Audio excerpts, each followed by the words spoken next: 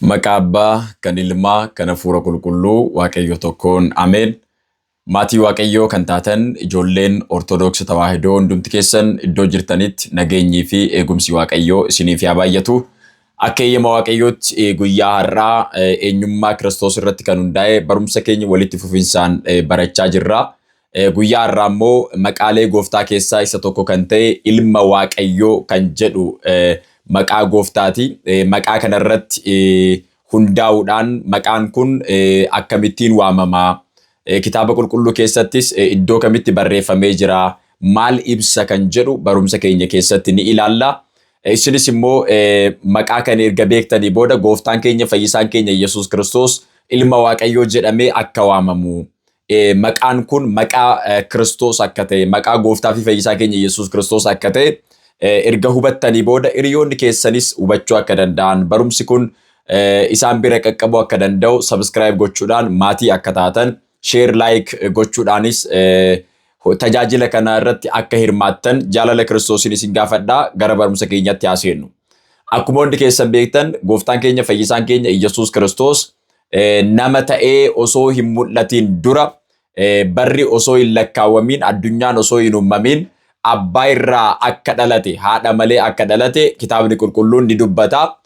Dhalachuun gooftaa fi fayyisaa keenya Yesuus Kiristoos inni jalqabaa sammuudhaa oli, yaadaa oli. Namni isa sana qoratee bira ga'uu hin danda'u. Namni isa kana beekumsaan qoratee bira ga'uu hin danda'u. Maaliif yoo jettan gooftaan keenya fayyisaan keenya Yesuus Kiristoos nama ta'ee osoo mul'atiin dura, addunyaa osoo hin uumin dura, barris osoo hin lakkaawwamin dura dursa abbaa fi hafuura qulqulluu wajjiniin aangoo tokkoon walqixa ta'ee jiraachaa akka ture. Inni aangoo tokkoon qaama Sillaasee keessaa qaama tokko ta'ee addunyaa kana bakka hin jirre irraa gara jirutti fidee kan uume. Inni uumaa biyya lafaa, uumaa lafaa fi samii, uumaa ergamootaa, uumaa namootaa, uumaa uumamtoota hundaa akka ta'e kitaabni qulqulluun ni dubbata. Gooftaan keenya fayyisaan keenya Yesuus Kiristoos waaqayyo ta'uusaa barumsa baranne keessatti yaada kana kaasneerra. Kanaaf maqaan gooftaan keenya Yesuus Kiristoos ittiin waamamu keessaa inni tokko ilma waaqayyoo kan jedhudha. Kitaaba qulqulluu keessatti si'a hedduu ilma waaqayyoo, ilma waaqayyoo, ilma waaqayyoo jedhamee waamameera Kiristoos. Waamamuu qofa osoo hin ta'in iddoo hedduu irrattis Kiristoos mootii Philaaxoos fuuldura kan dhaabbate, akkasumas immoo hangafa lubootaa kan ta'an Haannaa fi Qayyaaffaa fuulduras kan dhaabate, himatnis kan irratti baname, kan himatame ofii isaa ani ilma waaqayyooti jedhee waaqayyo wajjiniin walqixa jedhee barsiiseera. Ani ilma waaqayyooti jedhee dubbateera kan jedhu irra deddeebiidhaan gaaffii Kiristoos irratti ka'aa turee fi himata Kiristoos irratti banamee ture. Himata Kiristoos irratti banamee ture kitaabni qulqulluun bal'inaan isa kana nu barsiisa. Kanaaf gooftaan keenya fayyisaan keenya Yesuus Kiristoos abbaa ilma hafuura qulqulluu jennee qaama Sillaasee keessaa qaama tokko jennee yeroo amannu, abbaa ilma hafuura qulqulluu jennee yeroo dubbannu, abbaa erga jennee booda ilma jedhamee kan dubbatame, ilma jennee kan amannu Kiristoos Yesuusidha. Isa kana beekuudhaaf icciitii Sillaasee barachuun barbaachisaadha. Icciitii Sillaasee keessatti abbaa ilma hafuura qulqulluu maqaa sadi, qaama sadi, eeyyama tokko, aangoo tokko jenneet ni amanna. Maqaa sadan kana keessaa abbaa ilma hafuura qulqulluu jenna. Abbaa fi ilma hafuura qulqulluu yeroo jennu baraan kan waliin dursineedha. Barri isaanii iddoo kanatti eegalee abbaatu dursaa, ilmatu duuka deema kan jedhu hin jiru. Maaliifini abbaa ilma hafuura qulqulluu yeroo jennu aangoodhaan tokko akka ta'an, eeyyamaan tokko akka ta'an, biyya kana addunyaa kana uumuudhaanis tokko akka ta'an kitaabni qulqulluun ni dubbata. Kanaafidha Wangeela Yohaannis boqonnaa 17 lakkoofsa 5 irratti barri osoo hin uumamin dura gooftaan keenya fayyisaan keenya Yesuus Kiristoos ilma ta'ee abbaa fi hafuura qulqulluu wajjin jiraachaa akka ture kitaabni qulqulluun ni dubbata. Kiristoos isa kana dubbateera. Kanarraa ka'uudhaan manni kiristaanaa keenya Yesuus Kiristoos ilma waaqayyoo jedhamee ni waamamaa jetteet barsiisti. Yeroo kadhannus yaa ilma waaqayyoo ati dhiifama nuu taasisi, yaa ilma waaqayyoo ati nu gargaari, yaa ilma waaqayyoo ati nu fayyisi jennee ni kadhannaa jechuudha. Maaliifini Yesuus Kiristoos ilma waaqayyoo jedhamee waamameera waan ta'eef jechuudha. Erga kana ilaallee jalqaba irratti gooftaan keenya fayyisaan keenya Yesuus Kiristoos nama ta'ee yeroo mul'atu. Gooftaan keenya Yesuus Kiristoos nama ta'ee yeroo mul'atu dhalachuu isaatiin dura hangafa ergamootaa kan ta'e qulqulluun Gabri'eel haadha hunda keenyaa kan taate dubree qulqulleettii Maaramiidhaaf misiraachoo kana yeroo dubbatu maal jedhee wangeela qulqulluu Luuqaas boqonnaa 1:35 irratti akkas jedha. Qulqulluu ilma Waaqayyoo ni jedhamaa jedhe.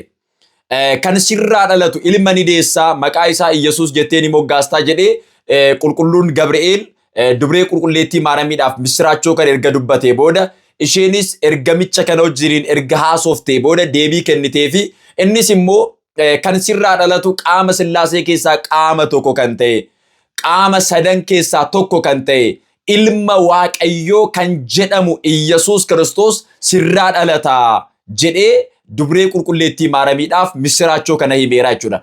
Misiraachoo kana qulqulluun Gabri'eel yeroo dubbatu kan sirraa dhalatu qulqulluu ilma Waaqayyoo jedhama jedhee dubbate. Kana jechuun erga dhalatee booda miti qulqulluu ilma Waaqayyoo kan jedhamu. Osoo hin dhalatiin dura inni qulqulluu ilma Waaqayyoo kan ta'edha jechuudha. Amaarifichi maal jedha wangeela qulqulluu Luuqaas boqonnaa 1:35 irratti ካንቺ የሚወለደው ቅዱስ የእግዚአብሔር ልጅ ይባላል ሁበዳ ማቲ ዋቀዮ ከንስራ ዳለቱ ቁልቁሉ ኢልማ ዋቀዮ ጀዳማ ኤርገ ዳለቴ ቦደሚቲ ቁልቁሉ ኢልማ ዋቀዮ ከንተይ ኦሶ ሂን ዳለቲን ዱረ ቁልቁሉ ኢልማ ዋቀዮቲ ከናፍ አቲ ዴሱ ዋቀዮ ታታ ሙጫንኬ ቁልቁሉ ኢልማ ዋቀዮቲ ቁልቁሉን ኢልማ ዋቀዮ ነመ ፈይሱዳፍ ነመ ተኤ ሙለቴ ወንጌለ ዮሐንስ ቦቆና ሰዲ ለኮፍሰ kudhaafuri hanga 16 yeroo dubbisnu Waaqayyo gooftaan addunyaa kana fayyisuudhaaf ilma isaa tokkicha gara addunyaa kanaa akka erge gooftaan keenya fayyisaan keenya Yesuus Kiristoos dubbateera. Kanarraa ka'uudhaan kan sirraa dhalatu qulqulluu ilma Waaqayyoo jedhama. Kanaaf ilmi kee ilma Waaqayyooti. Addunyaan osoo hin uumamin barri osoo hin lakkaawwamin amalummaa isaatiin qulqulluu ta'ee abbaa fi hafuura qulqulluu wajjiniin jiraachaa kan ture.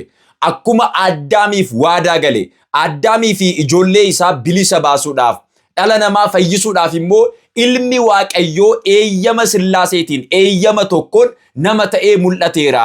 Kanaaf kan sirraa dhalatu ilmi kee kun ilma Waaqayyooti. Inni Waaqayyoodha, inni qulqulluudha jedhee eenyummaa Waaqayyoo misiraachoodhaan durbee qulqulleettii Maaramiidhaaf dubbateera jechuudha. Kanaaf ilma Waaqayyoo ta'uusaa jalqabuma misiraachoorraa kaasneeti nuti kan ilaallu. Qulqulluun Gabri'eel kan dubbate sanarraa kaasne inni ilma Waaqayyooti kan jedhu sanarraa kaasneetiin ilma Waaqayyoo ta'uusaa ni hubannaa jechuudha. Kiristoos ilma Waaqayyoo ta'uusaa jalqaba qulqulluun Gabri'eel dubbateera.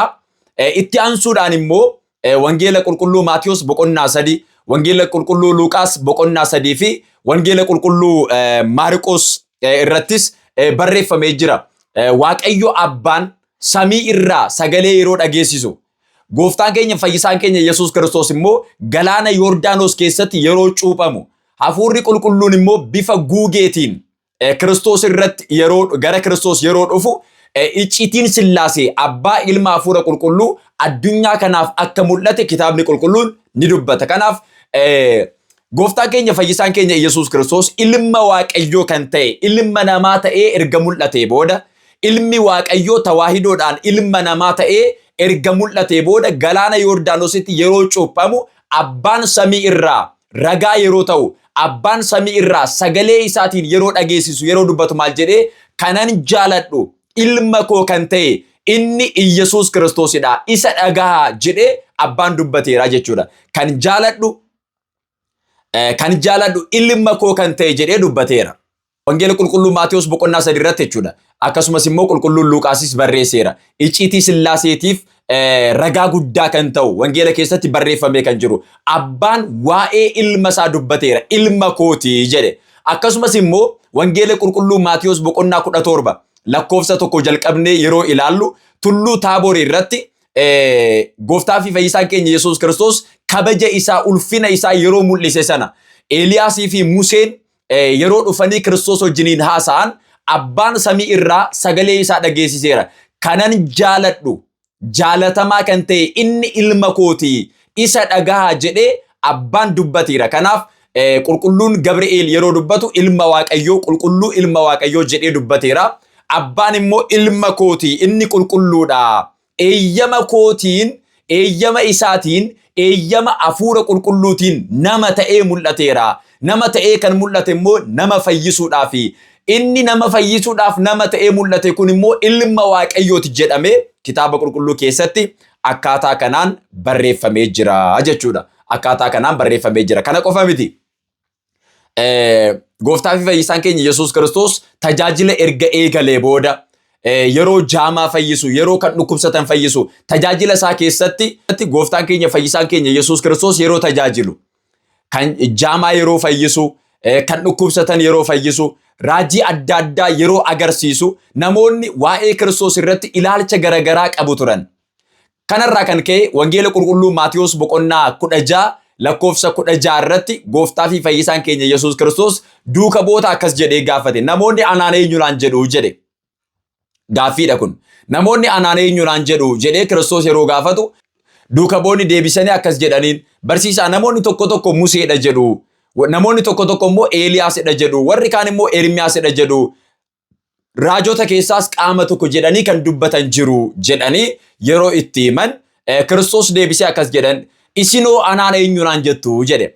Namoonni tokko tokko warri kaan Eeliyaasidha jedhu, warri kaan immoo Ermiyaasidha jedhu. Isaan ilaalcha isaaniitiin barumsa Kiristoos dhagahaniit, mallattoolee Kiristoos agarsiisu ilaalaniitiin buddeen muraasa eebbisee waan isaaniif kenneef, aangoo isaatiin barsiisaa waan tureef, kanarraa kan ka'e namoonni tokko tokko Ermiyaas jedhu, namoonni tokko tokko Eeliyaas jedhu, warri kaan immoo Museedha jedhu, isaan kaan immoo raajichadha jedhanii kan amanan jiru jedhanii Kiristoositti yeroo himan, gooftaan keenya fayyisaan keenya Yesuus Kiristoos akkas jedhee gaafate, isinoo anaan eenyuudhaan jettu? Bakkan oole ooltanii, bakkan bulee bultanii, ana wajjiniin kan jiraattan, jecha koo kan dhageessan, barumsa koo kan barattan, isinoo duuka bu'oota koo kan taatan anaan eenyuudhaan jettu jedhee gooftaan keenya fayyisaan keenya Yesuus Kiristoos gaaffii kana yeroo gaafatu qulqulluun Phexros akkas jedhee deebiseera. Ati Kiristoos ilma Waaqayyoo jiraataatii jedhe. Hubadhaa maatii Waaqayyoo, ati Kiristoos ilma Waaqayyoo jiraataatii. Bara sana keessatti Kiristoos ni dhalata jedhamee eegamaa ture. Kanaaf inni abbootii keenyaan eegamaa ture sun Kiristoos kan jedhame si'idha. Ati immoo Kiristoosidha. Kanaaf ati ilma Waaqayyoo jiraataatii. Addunyaan osoo hin uumamin dura jiraataa kan taate si'idha. Addunyaa kanas kan uumte si'idha. Addunyaa kanas immoo jiraachisaa kan jirtu si'idha. Kanaaf ati Kiristoos ilma Waaqayyoo jiraataatii jedhee qulqulluun Phexros akkaataa kanaan ragaa ba'eera. Kanarraa ka'uudhaan manni kiristaanaa keenya gooftaa fi fayyisaa keenya Yesuus Kiristoosiin ilma Waaqayyooti jetteet ni barsiisti jechuudha. Ilma Waaqayyooti jetteet ni barsiisti.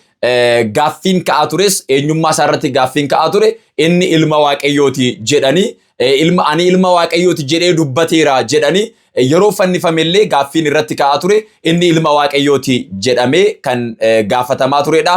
Kanarraa ka'uudhaan kitaabni qulqulluun Yesuus Kiristoos maqaan isaa inni tokko Yesuus Kiristoos ilma Waaqayyoo jedhameet ni waamama. Dhugumatti immoo inni ilma Waaqayyooti. Abbaa fi hafuura qulqulluu wajjiniin aangoo tokkoon jiraachaa kan ture ilma Waaqayyooti jennee ni amanna. Ilmi Waaqayyoo hunda keenya nu eebbisee, hunda keenya nu gargaaree mootummaa isaa nu dhaalchisuu akka danda'u eeyyama isaa nuuf haa ta'u. Nagaadhaan jiraadha.